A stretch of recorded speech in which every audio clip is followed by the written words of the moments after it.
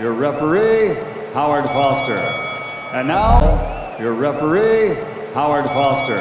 Makamu mwenyekiti wa shirikisho la ngumi za kulipwa nchini Tanzania TPBRC Jacob Mbuya amesema jukumu la shirikisho ni kutoa kibali kwa kuchezesha mapambano pekee na sio kuchagua bondia atakayekuja kupigana ndani ya nchi. Ameyazungumza haya kufuatia swali kuhusiana na uwezo wa baadhi ya mabondia wa kigeni wanaokuja kupambana na mabondia wa ndani. Mbuya anasema kwamba kazi ya kuchagua bondia anayekuja kupigana ni ya promoter, huku TPBRC ikibaki kuwa msimamizi wa taratibu za kisheria za mchezo wa masumbwi. Kauli hiyo pia imekuja wakati mijadala ikiendelea huko mitandaoni, wadau wengi wakiwa wanahoji kuhusiana na ubora wa wapinzani ambao wanakuja kucheza ndani ya taifa la Tanzania na mabondia wazawa. Kubwa zaidi ambalo limeweza kuleta gumzo ni lile ambalo wengi waliweza kujitokeza na kutolea maelezo na maoni pia kuhusiana na uwezo wa bondia ambaye alicheza na Hassan Mwakinyo, Stanley Eribo, bondia kutoka nchini Nigeria. Wengi wakasema kwamba ni bondia ambaye hakuonyesha upinzani na alikuwa anaonekana kama dhaifu, bondia ambaye Hassan Mwakinyo alijipatia matokeo ya ushindi wa burebure. Yes, hayo pia tutaweza kuyashuhudia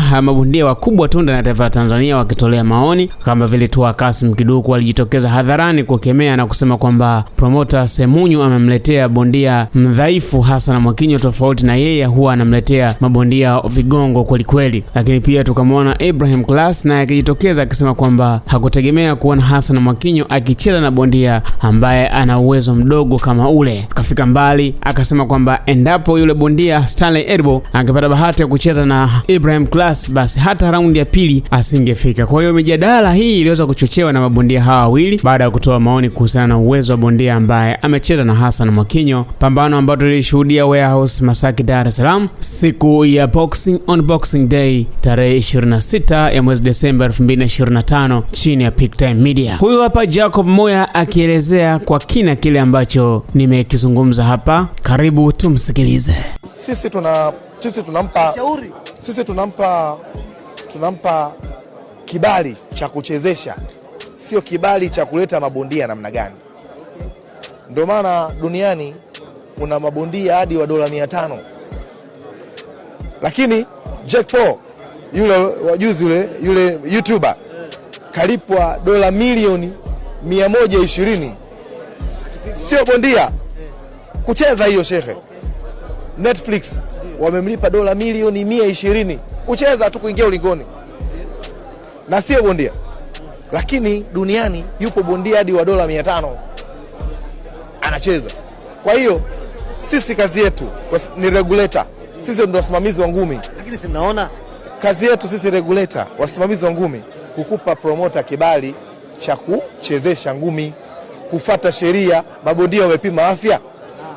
Ukishapima afya, mabondia wana leseni, basi tunakupa kibali cha kuchezesha ngumi. Ukimleta bondia wa 500, wa 300, wa 1000, kwa sababu hata sisi mabondia wetu hapa wanatoka hivyo hivyo, wanaenda nchi za watu. Kwa mfano, kuna mabondia hapa ana mechi 3 au 4, anapata pambano kucheza Ulaya la shilingi 1000 dola 2000. Ataacha kwenda kucheza kwa sababu ana mapambano manne? Sasa kwa nini wa huko usije huku kuja kucheza Tanzania kwa sababu ana mapambano manne? Maana kumbe matukio mnayaona. Yapo, na hii ni this agenda it's world agenda. Okay. It's the world agenda. Ni michezo ya boxing. It's world agenda. Kwamba huwezi kuzizuia kwamba bondia ametoka South Africa, amekuja Tanzania, akija hapa akipigwa ngumi 3 aondoka. Dula Mbabe alitoka hapa kaenda kucheza Urusi. Aliporudi hapa, mimi nilikuwa mwandishi at that time. Yeah, nilifanya naye interview wakati nipo Clouds. Ndio. Dula alipigwa raundi ya kwanza, akaja nikamuuliza, mwana vipi, mbona umepigwa raundi ya kwanza? Ananiambia mimi nivumilie ngumi za Mrusi kwa sababu hata nikimeza naye atanipiga. Kwa hiyo bora nipige raundi ya kwanza, nishachukua hela yangu, nimeondoka. Your referee, Howard Foster. And now, your referee, Howard Foster.